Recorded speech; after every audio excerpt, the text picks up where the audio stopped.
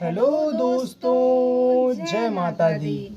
आज हम आपको बताने वाले हैं कि एसएससी सीजीएल 2025 के मॉक में आप स्कोर कैसे बढ़ा सकते हो।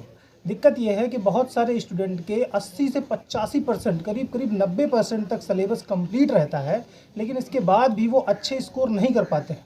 देखिए, मैं जेन्युइन बात आपको बताता हूँ, हो सकता है कि हमारा कोर्स आपसे कम कंप्लीट हो, और ये भी हो सकता है कि हमारे पास जो नॉलेज है वो आपसे कम हो। लेकिन जब आप मॉक देते हैं तो मॉक देते समय आप कैसी स्ट्रैटेजी लगाते हैं, कैसे मॉक का सोल्यूशन करते हैं, कैसे मॉक को हल करते हैं, कैसे टाइम का मैनेजमेंट करते हैं, कौन से सेक्शन को कैसा टाइम देना चाहिए, उसका नॉलेज होना बहुत ज़रूरी है। हमें बहुत सारे मॉक दिए हैं, आपने भी दिए होंगे, मानते हैं बात को, लेकिन एक जो बेस प्लान होता है ना, तो उसकी कहीं ना कहीं कमी रह जाती है, जिसकी वजह से मॉक में स्कोर नहीं हो पाता है। तो आज हम आपको उसी के बारे में बताने वाले हैं कि बचे हुए 30 दिनों में ऐसा क्या किया जाए कि मॉक में बहुत अच्छा और बेहतरीन स्कोर आ पाए। जैसे हम अपनी बात करें तो हमारा स्कोर 140 के एबव ही रहता है हर बार। हालांकि 140 स्कोर कोई बहुत बड़ा स्कोर नहीं है और ना बहुत कम है, अभी बता दूं मैं। ठीक है, अगर मॉक का लेवल बहुत आसान रहता है तो हमारा 163 163 हाईएस्ट है हम दोनों का, इतना गया ही गया है। तो ये मॉक के लेवल पर भी डिपेंड करता है कि मॉक का लेवल कितना है। तो इतनी सब कुछ बातें होने के बावजूद हम आपको अब बताना चाहते हैं कि हमने कौन कौन सी स्ट्रैटेजी अपनाई है और कौन कौन सी चीज़ें हमारे लिए बेनिफिशियल रही हैं, वो आपको बताने वाले हैं। देखिए, कुछ मैं आपको बातें बताऊंगा, कुछ बिट्टी आपको बातें बताएगी। ठीक है, अब मेरी बात ध्यान से सुनिएगा। दुनिया भर की भतेरी आपने वीडियो देखी होंगी, 25 मिनट, 30 मिनट, 40 मिनट की, और दुनिया भर का बताते हैं, उसमें कुछ समझ में नहीं आता है कैसे करना है कैसे नहीं करना है। टू द पॉइंट बात करेंगे, और ज़्यादा लंबा वीडियो नहीं रहेगा, आप देख करके आसानी से उसको अब जो मॉक लगाएंगे उसमें आप इम्प्लीमेंट कर सकते हैं। पहली बात यह है, मॉक लगाते समय आप जितने भी क्वेश्चन होते हैं उन सब क्वेश्चन को बहुत ध्यानपूर्वक पढ़ेंगे, बहुत ध्यानपूर्वक पढ़ेंगे। मैं आपको गारंटी देता हूं कि जब आप मॉक का एनालिसिस करते होंगे तो आप समझते होंगे कि जब हम मॉक लगा रहे होते हैं उस टाइम पर हम इतनी स्पीड से भागने की कोशिश करते हैं, इतनी जल्दी जल्दी भागने की कोशिश करते हैं, इस वजह से हमारा जो सवाल आ भी रहा होता है वो हम अच्छे से नहीं पढ़ पाते हैं, ध्यान से नहीं पढ़ पाते हैं, और हमारे मॉक के क्वेश्चन गलत हो जाते हैं। यानी कि जब भी आप क्वेश्चन पढ़ोगे तो बहुत आसानी से, बहुत धीरे धीरे, रिलैक्स होकर के, और भैया इतने भी धीरे नहीं पढ़ना है कि तुम्हारा मतलब टाइम ही हो जाए। एक अपने अंदर एक है ना कॉन्फिडेंस बिल्ड करके कि नहीं, मैं इस सवाल को कर सकता हूँ, कोई दिक्कत नहीं है, आराम से पढ़ूंगा, ना ज़्यादा जल्दी में करूँगा और ना ज़्यादा स्लो करूँगा, रिलैक्स होकर के पढ़ूंगा, तो वो सवाल आपका आसानी से हो जाएगा। दूसरा आपको ध्यान रखना है कि जब आप मैथमेटिक्स, स्पेशल मैं बात करने वाला हूँ मैथ के बारे में, जब मैथमेटिक्स के कोई भी क्वेश्चन लगाते हैं तो उस समय आपको अपनी कैलकुलेशन पर बहुत अच्छे से ध्यान देना है।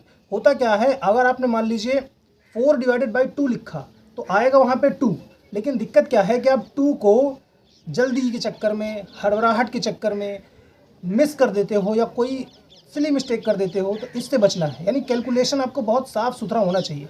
बहुत सारे लोग क्या करते हैं, पेज लेते हैं, पेज लेकर के उसी में कुछ कुछ कुछ वही उसी जगह पर मतलब जाने क्या क्या लिख देते हैं। आपको बहुत साफ, स्वच्छ, क्लीन एंड क्लियर जगह पर लिखना है, ताकि आपका कैलकुलेशन दिख सके कि आपने कौन सा पॉइंट लिखा है, क्या नंबर लिखा है, कैसे उसको डिवाइड किया है, क्या नहीं किया है। एक ही जगह पर सब नहीं, एकदम दाल चावल उसी में नहीं कर देना है। ठीक है, मतलब मेरे कहने का कि आप अच्छी जगह पे, साफ़ सुथरी जगह पर कैलकुलेशन करेंगे ताकि आपको दिख सके कि आपने क्या कैलकुलेशन की है। ये 2 पॉइंट मेरे द्वारा थे, बहुत इंपॉर्टेंट पॉइंट है, आप इसको आजमा करके देखिएगा। बाकी जो 2 पॉइंट हैं आपको बिट्टी बताएंगे।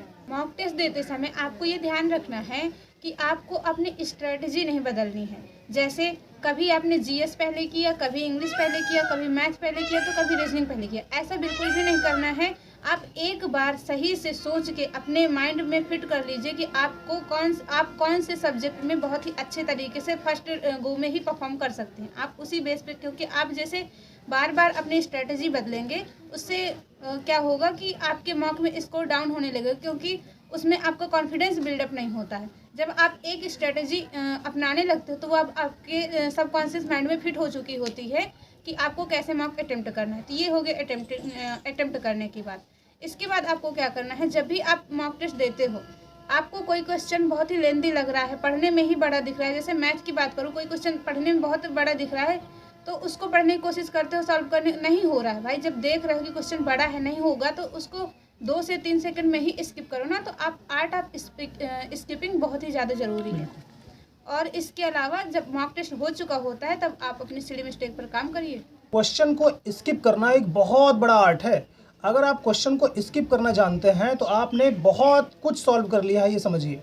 क्योंकि बहुत सारे क्वेश्चन ऐसे होते हैं जो देखने में आपको बहुत आसान लगेंगे, लेकिन जब आपका पेन उठता है और आप कैलकुलेशन उसकी करते हो तो आपको समझ में आता है कि ये क्वेश्चन इतना आसान नहीं था।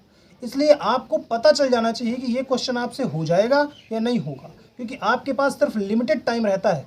60 मिनट में 100 क्वेश्चन अटेम्प्ट करना बहुत बड़ा टास्क होता है। आपको पता होना चाहिए कि कौन सा क्वेश्चन आप कर सकते हैं और कौन सा क्वेश्चन आप सेकेंड राउंड में कर सकते हैं। यहाँ पर एक बात और सामने आती है कि आपको जब भी क्वेश्चन अटेम्प्ट करना है तो 2 राउंड में क्वेश्चन अटेम्प्ट करना है, 2 राउंड करने ही करने हैं। अब आप ये समझेंगे कि मतलब ये आपके मन में चलेगा कि यार 60 मिनट में कैसे हो पाएगा।